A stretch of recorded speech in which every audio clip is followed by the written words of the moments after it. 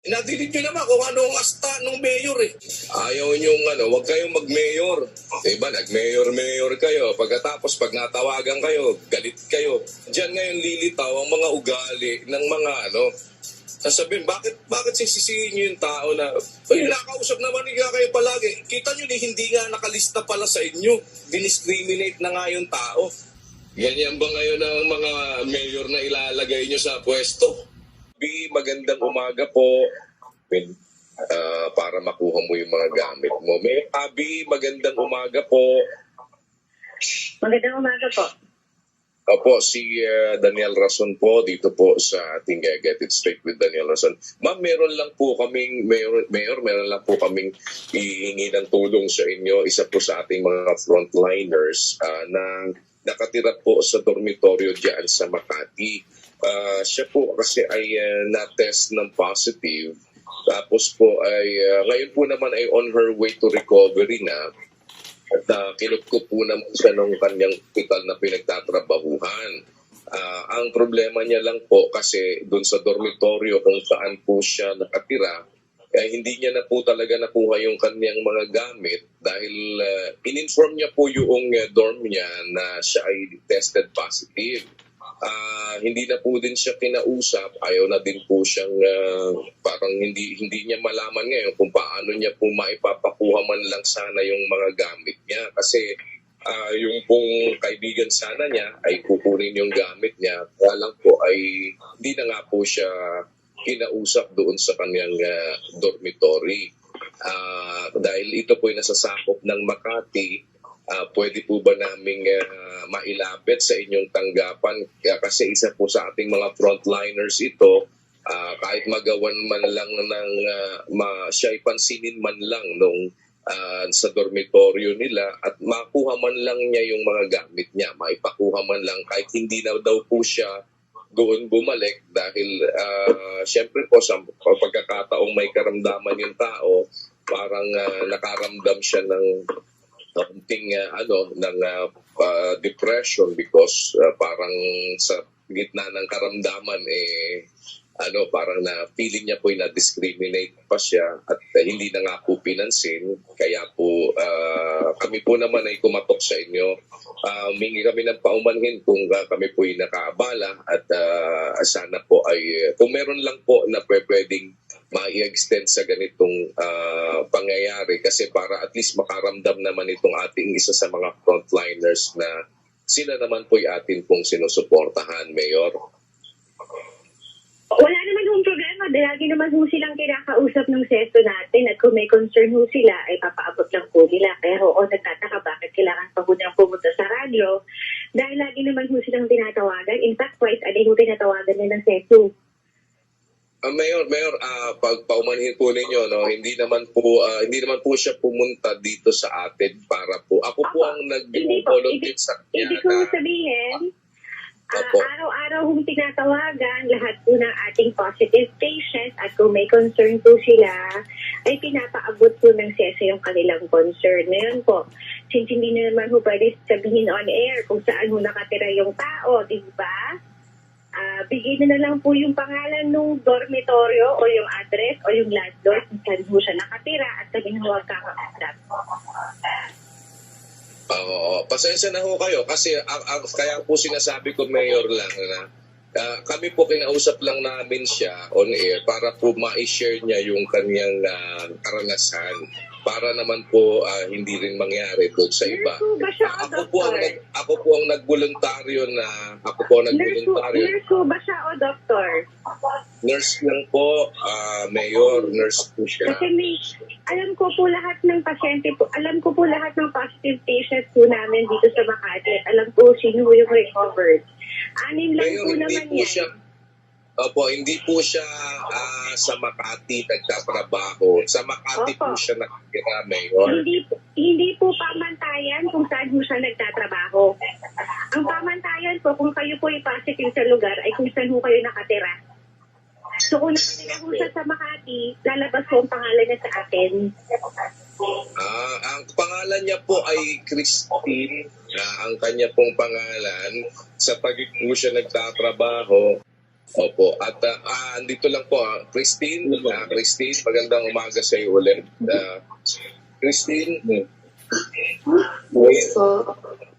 Oo. Saan ka nga nakatira, Christine? Pwede mo ba sabihin mo na sa amin kung saan ka nakatira? Sa Makati? Sa pinagkaisahan po.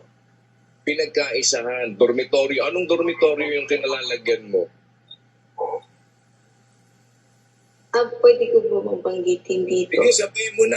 Total, nandito naman si Mayor. Di, para at least, anong dormitory? Pwede naman natin sabihin dahil doon ka naman talaga nakatira eh. Opo. Sa Anong iDorm po. dormitory ka nakatira? iDorm po. Sa iDorm Gabong Saan? po. Sa iDorm po. iDorm iDorm? po. Sa iDorm po. Yes po.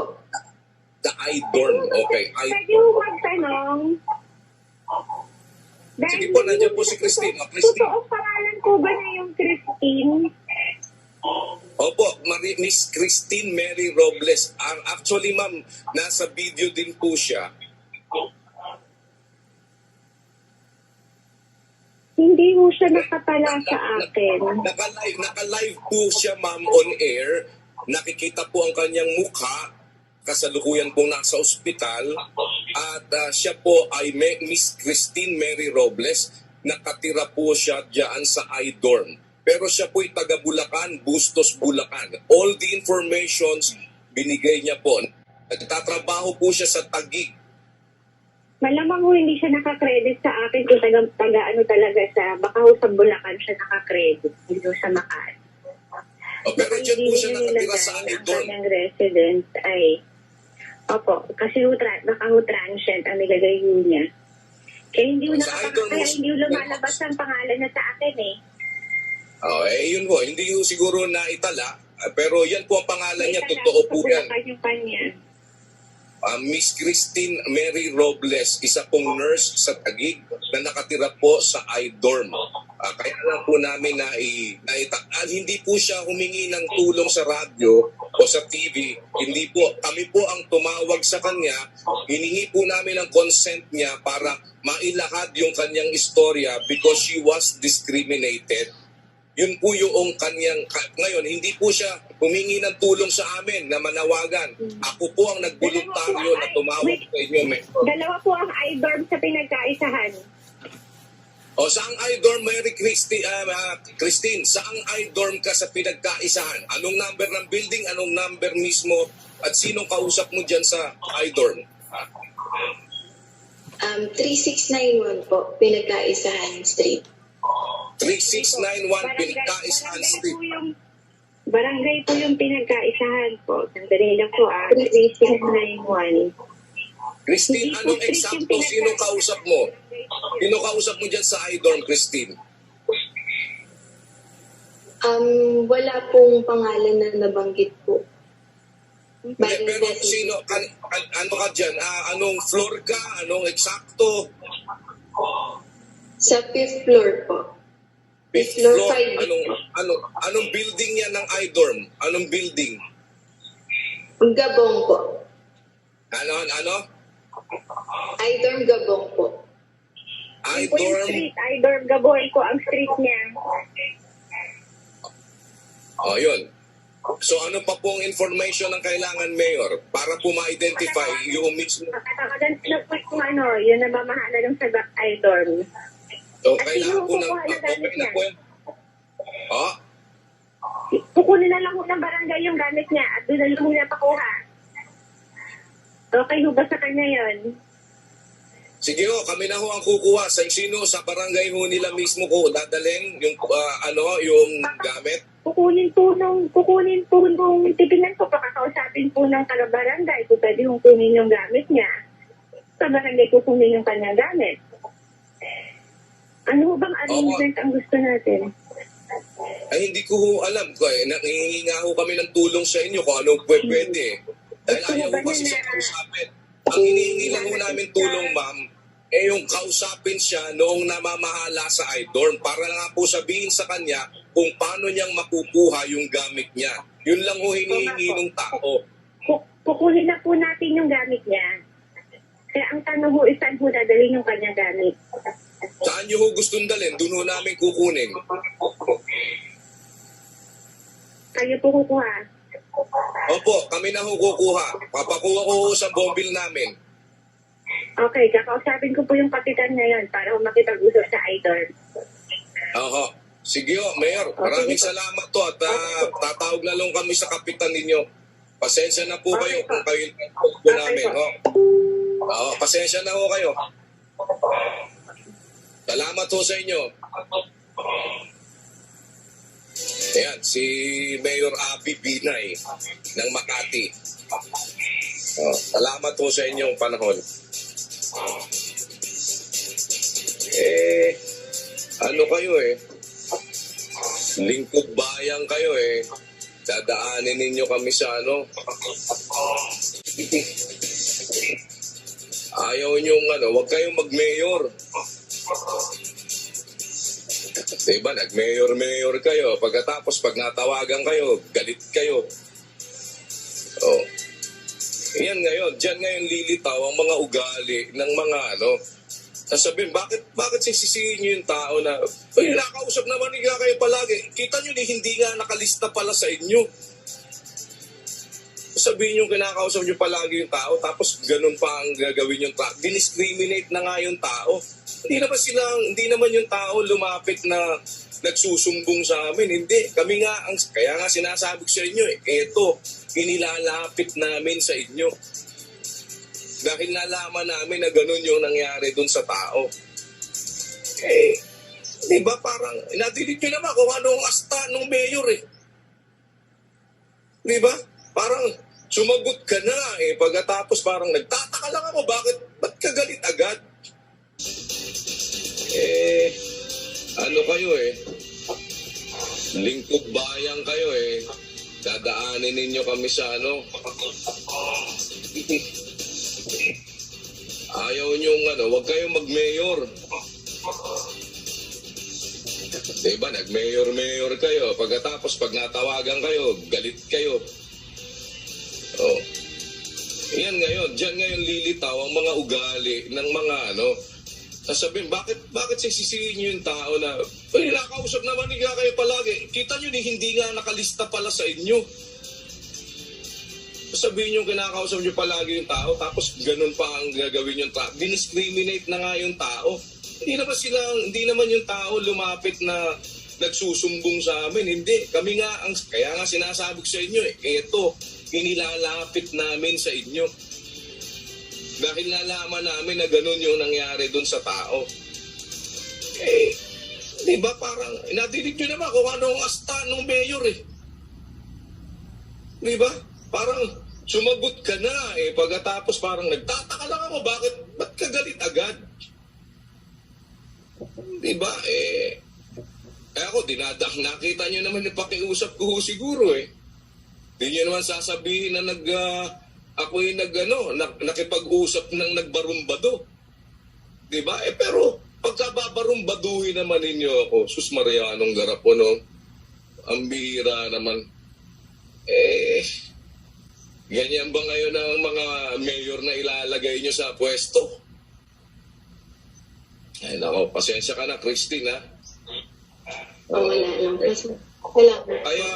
Kaya ako sinasabi, dahil ako naman na nagboluntaryo dahil wala ka namang hinihingi sa amin ng gusto ko lang, ay Grace, kuhanin ninyo yun alamin ninyo at papuntahan ninyo kung sino yung at kuhanin ninyo yung gamit ni Christine.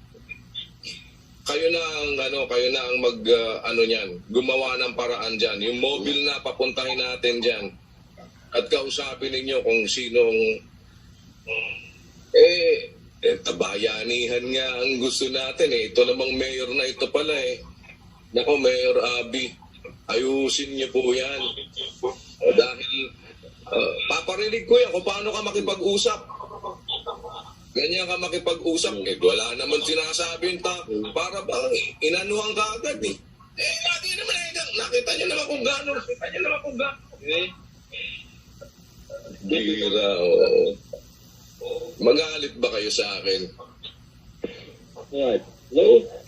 Alam nyo, hindi ho ito panahon ng, ako sinasabi ko nga lagi, di ba?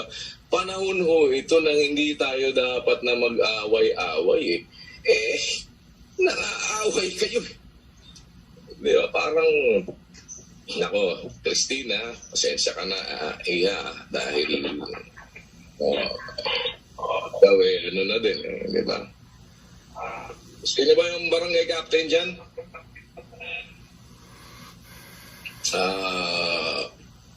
Sa barangay pinagkaisahan, ayaw ko na nga sanang banggitin pinipilit ninyo ako Hindi, sige. Bale, ay coordinate nyo muna, Grace, at para makuha yung gamit ni Christine. Christine, pasensya ka na, iha, oo, at tira ka pala dun sa isang, medyo, mahirap talaga pagka, kung hindi mga sanay sa hirap. Kaya ganyan. Christine, kumusta ka na? Yes. Kumusta ka na? Okay lang po. Okay ka na, ha, Christine? Yes po.